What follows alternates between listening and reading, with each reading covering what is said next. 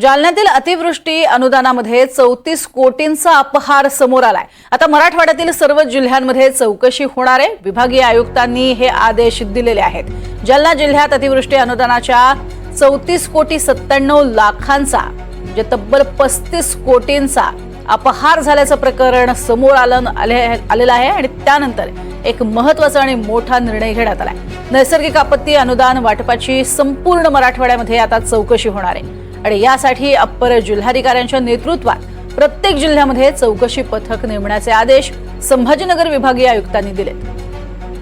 अधिक माहिती घेऊयात मोहसिन शेख यांच्याकडनं। मोहसिन, थोडा नाही 35 कोटींचा अपहार झाल्याचं कळतंय, काय अधिक माहिती?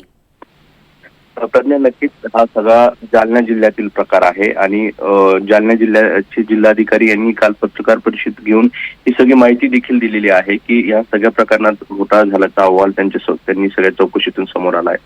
34 कोटी 97 लाखाचा हा सगळा अपहार झालाय आणि अपहार म्हणजे काय तर जे शेतकऱ्यांना नुकसान भरपाई किंवा अनुदान दिलं जातं त्यात अनेक ठिकाणी शेतकरी नसलेल्या व्यक्तींना अनुदान देण्यात आलं।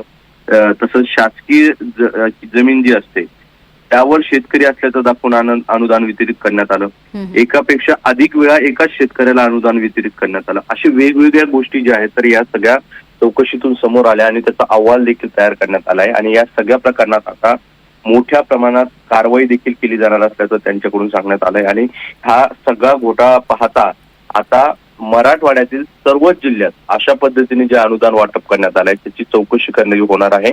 तसे आदेशच विभागीय आयुक्त कार्यालयाकडून देण्यात आलेले आहे। त्यात संभाजीनगर असेल, जालना असेल, बीड, नांदेड, परभणी, हिंगोली या सगळ्या जिल्ह्यात ते एका अधिकाऱ्याच्या नेतृत्वाखाली एक समिती तयार केली जाईल आणि त्यानंतर या सगळ्या जिल्ह्यात जे वाटप करण्यात आलेले अनुदान आहे मग ते फक्त 2024-25 नाही तर गेल्या 5 वर्षात जेवढं हे सगळे अनुदान वाटप करण्यात आलंय त्या सगळ्यांची जी आहे चौकशी केली जाणार आहे आणि त्याचा अहवाल विभागीय आयुक्त कार्यालयाला सादर केला जाणार आहे। त्यामुळे फक्त जालना जिल्ह्यात जर 34 कोटींचा घोटाळा झाला असेल तर या 8 जिल्ह्यांमध्ये असाच जर प्रकार घडला असेल तर त्याचा आकडा हा डोळे फिरवणारा असेल। त्यामुळे आता या सगळ्या चौकशीतून काय समोर येतं हे पाहणं महत्वाचं असणार आहे। मात्र एकट्या जिल्ह्यात 34 कोटीचा घोटाळा झाल्याचं हे स्पष्ट झालेलं आहे। प्रज्ञा, नक्कीच अत्यंत दुर्दैवी म्हणावं लागेल आणि यावरती आता चौकशी झाल्यानंतर काय समोर येतं हे पाहणं सुद्धा तितकंच महत्वाचं ठरणार आहे। तुर्तास धन्यवाद या संपूर्ण माहितीसाठी मोहसिन।